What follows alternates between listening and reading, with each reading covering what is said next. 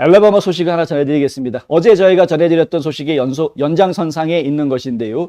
지금 이제 어제 저희가 전해드렸던 것은 모 브룩스 하원 의원하고 그 다음에 케이티 브릿 이 두 후보 간의 알라바마 주의 연방 상원 의원 선거 이제 공화당 경선을 이야기하는 둘 다 공화당원인데요. 경선을 하는데 이 모 브룩스가 앞서고 있었는데 뒤집혔다. 이제 브릿이 앞선다. 이제 이런 보도를 해드리면서 이야기가 나왔죠.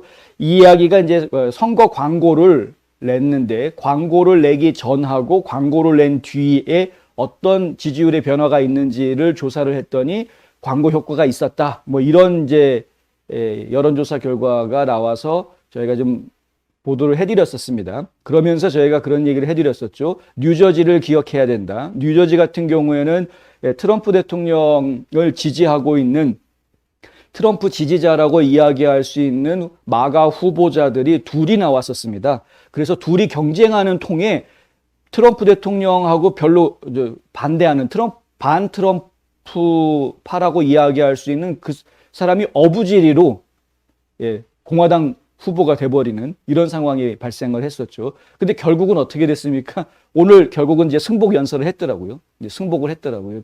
결과에 대해서. 그러니까 민주당을 이기지 못하고 공화당이 지는 결과가 나온 겁니다. 뉴저지 같은 경우에는. 트럼프 대통령 같은 경우에는 본인을 지지해주는 후보가 공화당 후보가 딱 됐으면은 지지선언을 바로 해줬을 텐데 그게 안 되니까 아무도 지지선언을 해주지 못하는 상황이 돼버렸던. 왜냐하면 뭐 사람 보고 하는 게 아니라 그 사람이 가지고 있는 정책이나 생각을 가지고 지지를 해줘야 되는 것인데 지금 뭐 뉴저지주에서 공화당 후보로 나온 후보가 마가 후보자라고 이야기하기는 어려운 사람이니까 그러니까 이제 지지를 못했던 거죠. 근데 엘라바마주도 지금 저희가 그래서 긴장하고 보아야 된다. 연방 상원 2명 중에 이제 1명 선거가 있는 건데 모 브룩스 의원 같은 경우에는 아주 뭐 강렬한 트럼프 지지자고요. 그리고 정말 그 마가 후보자다라고 이야기할 수 있는 인물입니다. 근데 케이티 이 브릿 같은 경우에는 근데 좀 나이도 젊은 데다가 이 정치에 관심이 없었던 사람들 입장에서는 어느 날 갑자기 혜성같이 나타난 인물이 느낌이 좀 있는 거죠. 잘 알려지지 않은 인물이었습니다. 그런데 이 광고가 한참 집행이 되고 나서 그 광고 내용을 보고 사람들이 생각이 조금씩 바뀌기 시작했다는 거죠. 광고에 보았더니 굉장히 보수주의적인 그런 원칙들을 이야기합니다. 수정헌법 제2조를 지키겠다라든가 뭐 이런 그 보수주의적인 그런 성향의 이야기, 친생명 뭐 정책이라든가 이런 것들을 쭉 이야기하니까 저 후보도 괜찮네. 그러면서 또 반대로 이 모 브룩스 후보에 대해서는 아주 강하게 신랄하게 비판을 하고 있습니다. 이쪽 캠프에서는 뭐라고 비판하냐 하면은 이 모 브룩스 후보는 공화당의 조 바이든이다. 이렇게 공격을 하고 있습니다. 왜 그런 공격을 하고 있느냐? 모 브룩스 의원도 바이든처럼 정치인 생활한 지 40년 됐다. 의회 의원 생활한 지는 이제 연방 하원 의원이 된 지는 이제 12년 정도밖에 안 됐습니다만은 근데 정치인으로서 활동한 거는 한 40년 된다 이거죠. 근데 그동안에 보여준 게 뭐가 있느냐? 바이든처럼 이름만 정치인으로 걸어놓고 한 거 없는 사람이다. 이런 식으로 이제 네거티브 광고를 했단 말입니다. 그러니까 그 광고를 본 사람들 입장에서는 그러고 보니까 모 브룩스가 뭐 했지? 뭐 이제 이런 식으로 생각이 바뀌게 되는 것이고요. 그리고 이제 또 새로운 피, 차라리 젊은 사람을 갖다가 신선하게 내보내는 게 낫지 않을까? 이런 식의 생각들로 이제 바뀌게 됐다라는 것이죠. 이게 이제 저희가 신경 써야 될 부분입니다. 광고라는 것은 항상 진실을 얘기한다고 말하기가 어렵죠. 광고는 선전, 우리가 선전이라고 이야기하는 것은 사람들의 생각을 바꾸기 위한 선동 정책이죠. 어떻게 사람들한테 내가 말하는 것이 먹혀들어가게끔 만들어내느냐, 어떻게든 상대방을 세뇌하려고 열심히 떠들어대는 것이 그것이 광고이기 때문에. 그러니까 결국에는 이 광고에 지금 엘라바마 주민들이 전부인지는 모르겠으나 일부가 이렇게 좀 놀아났다 이렇게 이야기할 수 있고요. 하나는 그것이 아닐 수도 있습니다. 왜냐하면 모 브룩스 선거 캠프 측에서는 뭐라고 주장을 하고 있냐면은 야 웃기지 마라, 말도 안 되는 가짜 여론조사 가지고 지금 설쳐대지 마라 라고 역공격을 하기 시작했습니다. 엘라바마주 모빌에 있는 항구 도시죠. 모빌에 있는 라디오 방송에서 이 선거 캠프 담당자가 나와가지고 이야기를 했는데 아니 표본이 도대체 그 여론조사 표본이 어떻게 되는지도 모르는 엉터리 표본, 몇백 명 되지도 않은 엉터리 표본 가져다가 말도 안 되는 여론조사를 만들어 놓고 지금 그걸 여론조사 결과라고 지금 퍼뜨리느냐. 이거 순전히 거짓말 사기다. 이제 이런 식으로 이제 지금 거꾸로 퍼붓고 있습니다. 그 시점에서 저희가 생각해 봐야 될 것이 있죠. 애당초에 이 여론조사 문제가 나왔던 것은 광고 때문이었다라고 말씀드렸죠. 광고를 하려면 돈이 들어갑니다. 그 돈이 어디서 나왔을까? 이 젊은 아가씨가, 물론 아주 젊은 건 아닙니다만, 이 젊은 아가씨가 갑자기 집안이 부자인가요? 이제 어디서 돈이 나왔을까? 잘 알려져 있지도 않은 인물이 여기저기에서 후원금을 많이 받았을까?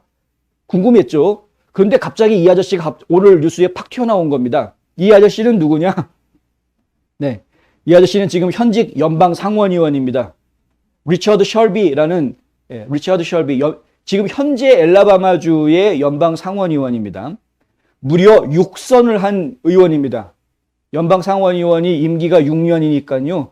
6선이면은 36년을 하는 겁니다. 올해가 이제 35년째 하고 있는 거고, 내년이면 36년 임기를 채우죠. 그래서 내년까지 하고 본인은 이제 은퇴하겠다라고 이야기를 한 겁니다. 그래서 이 사람이 앉아있는 그 자리에 후임 자리를 누구를 할 거냐를 뽑는 선거가 바로 내년 엘라바마주의 연방 상원 선거입니다. 그러니까 이 사람이 후임이 될지, 현재로서는 요 둘이 지금 강력한 후보로 이야기가 되고 있죠.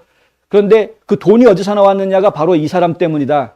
요 셜비 상원의원이 이 케이리 브릿 후보한테 500만 불을 줄 것이다.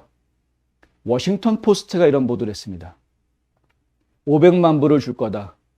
그러니까 이 500만 불 장난이 아닌 돈이죠. 근데 알고 봤더니 이 짐 셜비가 그동안에 30년 넘게 이 연방 상원의원을 하면서 본인이 가지고 있는 선거 캠프에 지금 잔고만 해도 900만 달러가 넘는다고 하고요.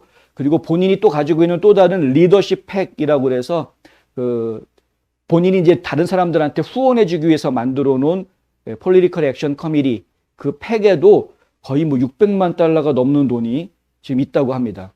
그러니까 그 중에서 이제 500만 달러를 지금 케이리 브릿 후보한테 줄 것이다 라는 이야기가 나왔습니다.